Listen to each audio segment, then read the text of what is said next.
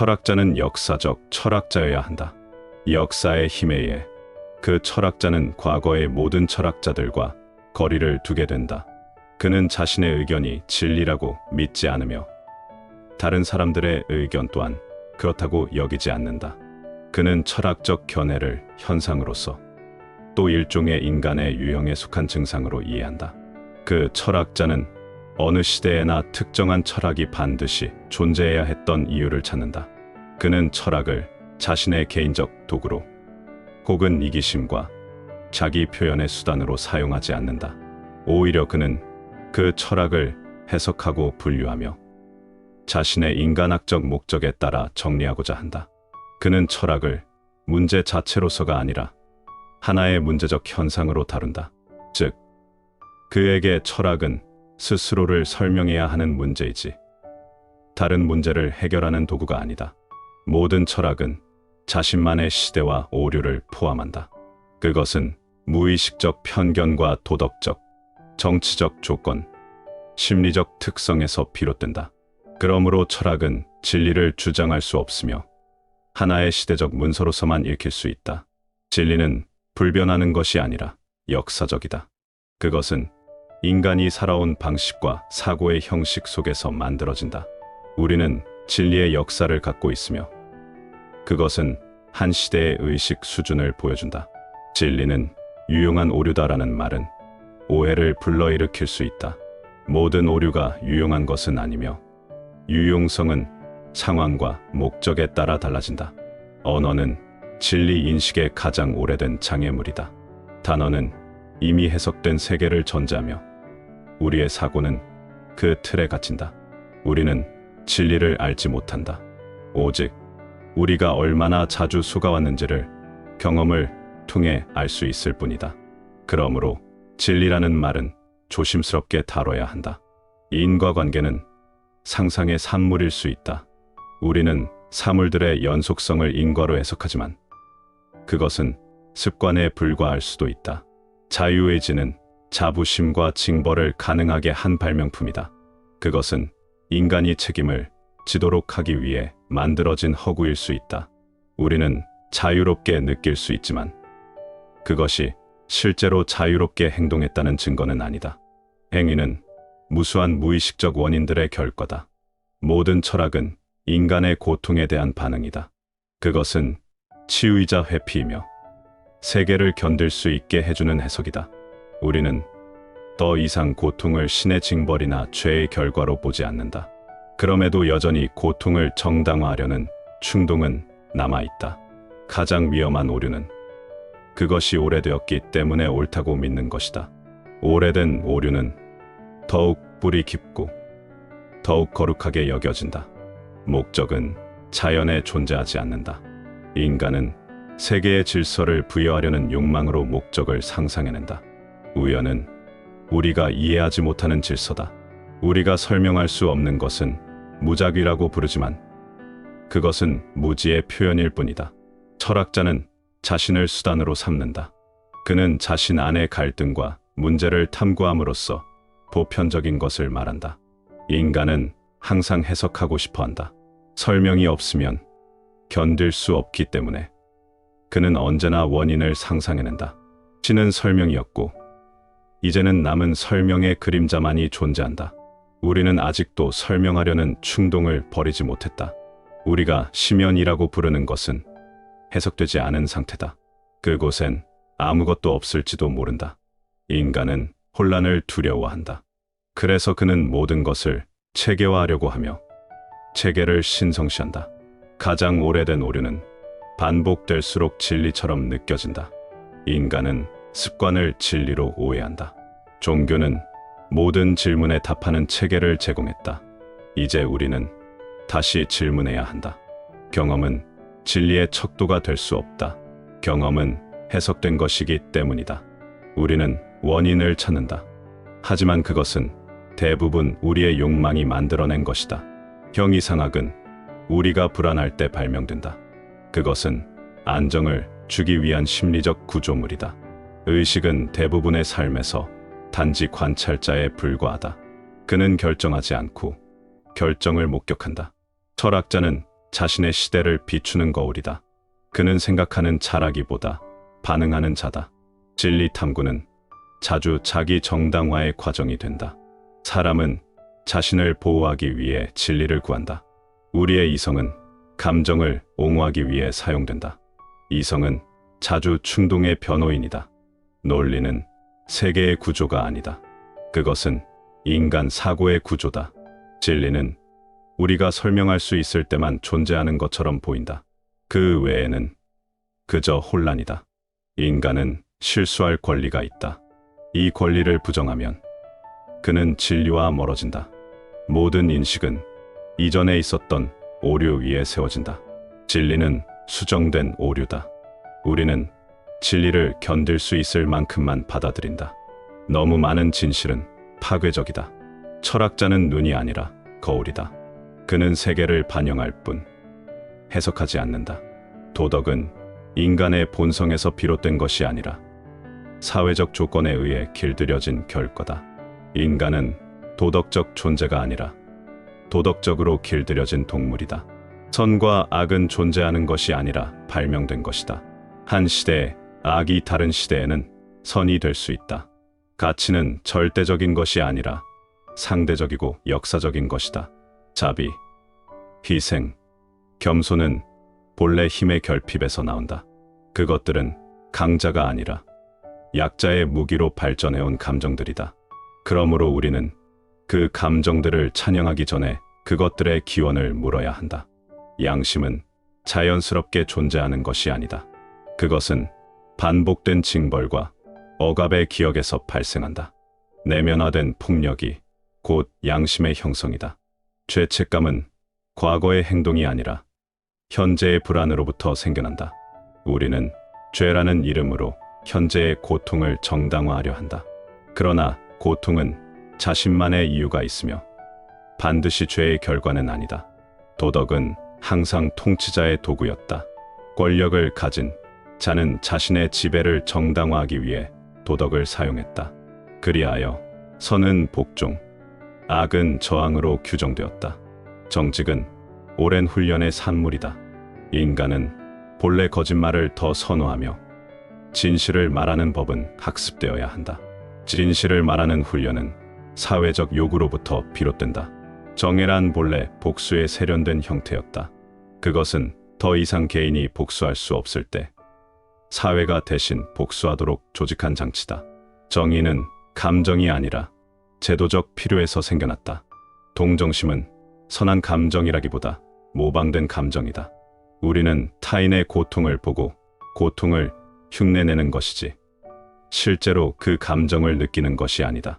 그래서 동정은 자주 자기 위안의 형태를 띈다.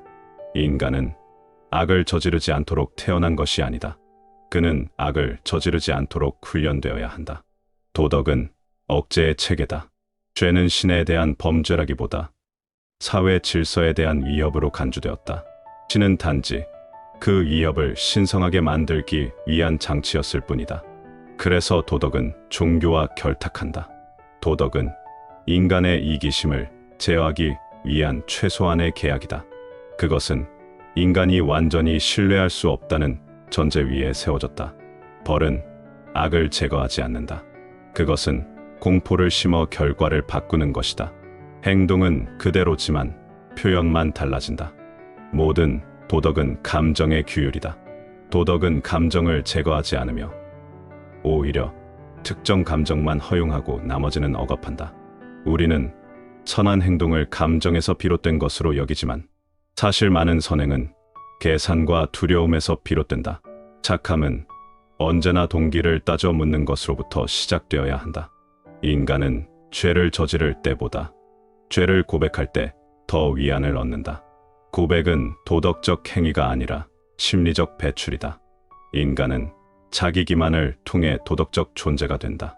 그는 자신의 동기를 숨기고 자신조차 믿게 되는 기술을 발달시켰다. 우리는 동물을 도덕적으로 판단하지 않는다. 왜냐하면 그들이 책임질 수 없다고 보기 때문이다. 하지만 인간에게 책임을 지우는 기준은 종종 모호하고 불공정하다. 책임이라는 개념은 형벌을 정당화하기 위해 만들어졌다. 그것은 원인의 인식이 아니라 반응의 정당화다. 자유의지는 도덕의 가장 필수적인 허구다. 그것 없이는 책임도, 죄도, 정의도 존재할 수 없다. 가장 도덕적인 사람은 도덕을 의심하는 사람이다. 그는 도덕이 어떻게 만들어졌는지를 성찰하고 맹목적으로 따르지 않는다. 도덕은 점점 더 인간적인 형태를 띠게 되었다.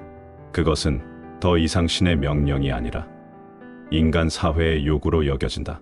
그러나 많은 사람들은 여전히 도덕을 신성한 것으로 착각한다. 사랑은 가장 도덕적인 감정인 듯 보이지만 그 안에는 소유욕, 지배욕, 질투, 그리고 자기애가 섞여 있다. 우리는 사랑 속에서도 이기심을 찾아야 한다. 우리가 악이라 부르는 행위들 가운데 많은 것은 단지 무지에서 비롯된 것이다. 지혜는 때로 도덕보다 더 강력한 선이다. 습관은 도덕의 어머니다. 우리는 오랫동안 반복된 행동을 옳다고 여기게 된다. 도덕은 종종 반성 없는 관성에서 비롯된다. 동정은 자주 감정적 자기이완일 뿐이다. 그것은 고통받는 자를 위한 것이 아니라 고통을 보는 나 자신의 불편함을 해소하려는 것이다. 우리는 도덕적인 존재가 되기 위해 많은 본능을 억눌러야 했다. 그러나 억눌린 본능은 다른 방식으로 더 교묘하게 되살아난다. 정직한 사람은 도덕적이기보다 용기 있는 사람이다.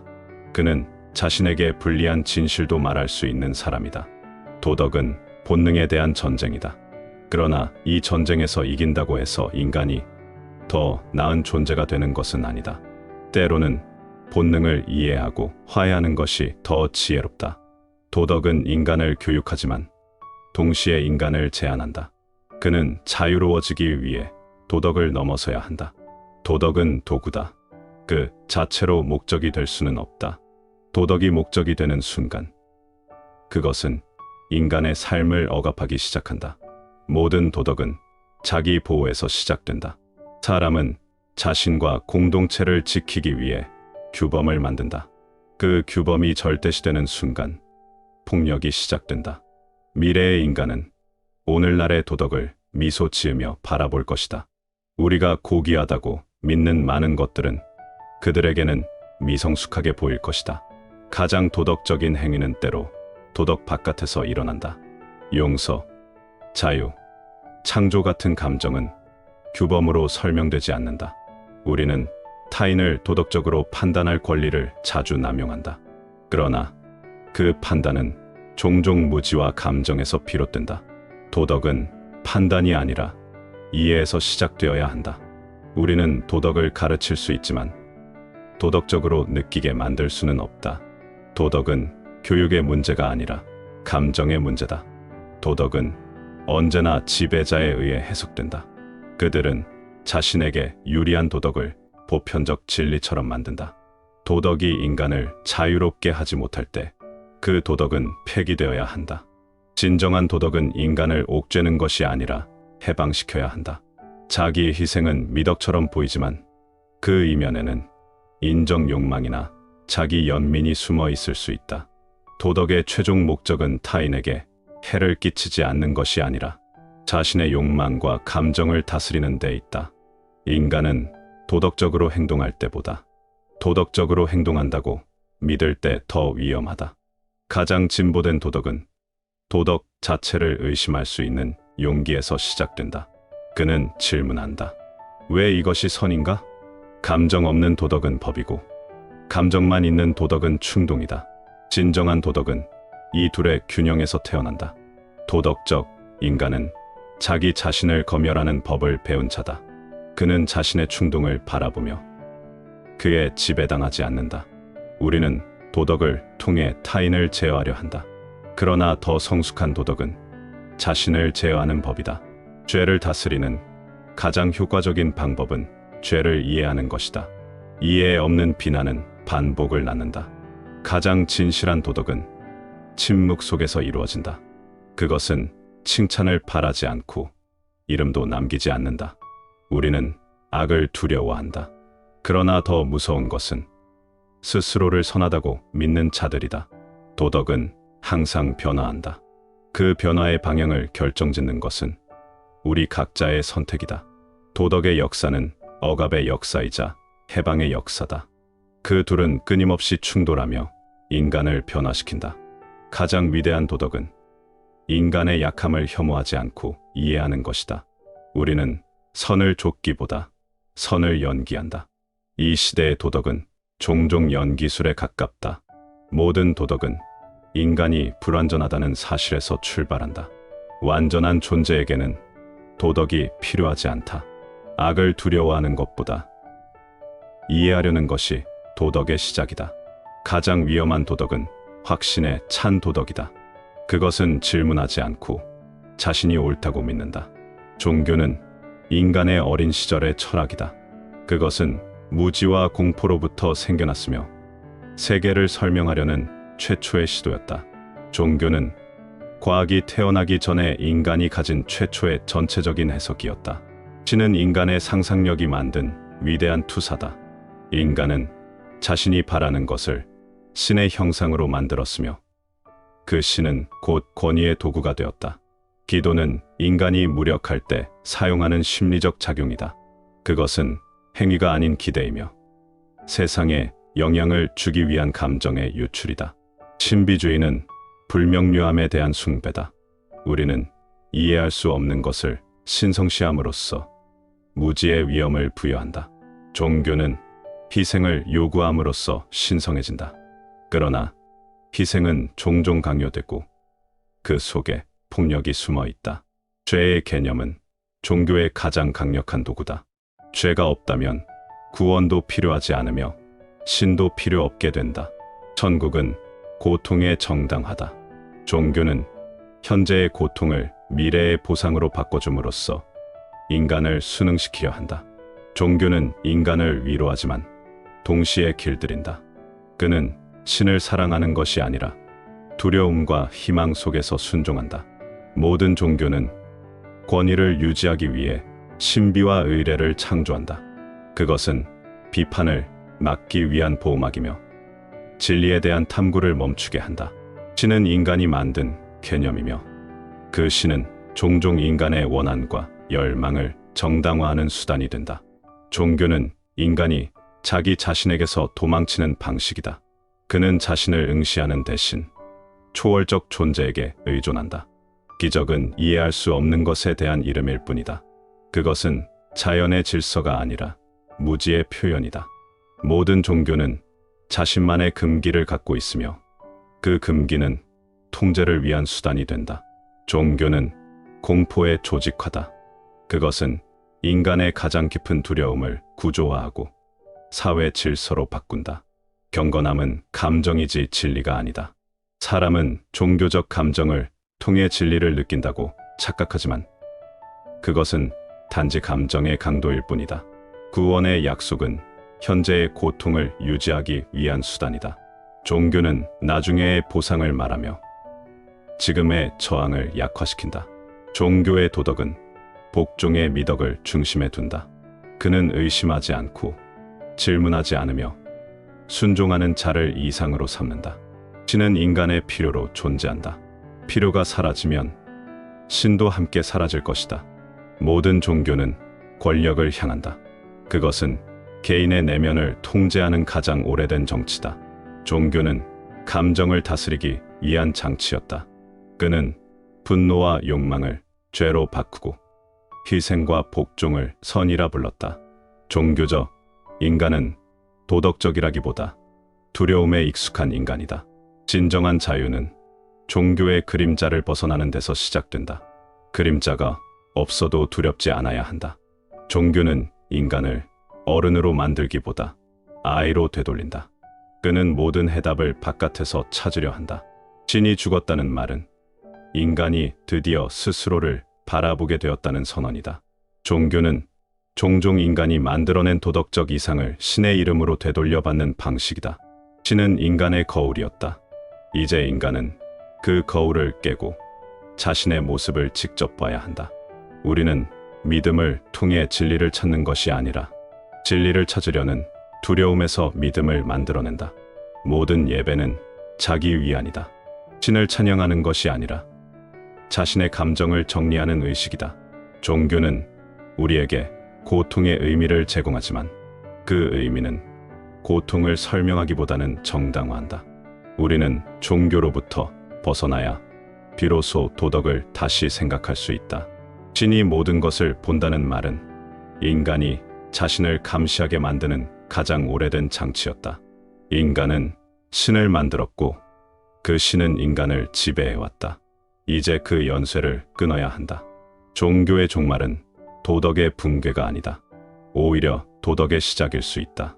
스스로를 바라보는 새로운 윤리의 시작이다. 모든 예술은 일정 부분 거짓말이다. 그것은 현실을 재현하지 않고 변형시킨다. 예술가는 현실을 덜어내거나 더하거나 바꿔서 새로운 세계를 창조한다. 그는 진리를 말하지 않고 진실처럼 느껴지게 만든다. 예술가는 감각에 기초한다. 그는 사유보다는 직관, 개념보다는 이미지에 의해 움직인다. 그러므로 예술은 진리보다는 감정에 가까우며 철학과는 다른 규칙을 따른다. 진정한 예술가는 고통을 변형시키는 자다. 그는 고통을 외면하지 않되 그것을 아름다움으로 바꾸는 능력을 지녔다. 이것이 예술의 치유력이며 동시에 그 허위성의 원천이기도 하다.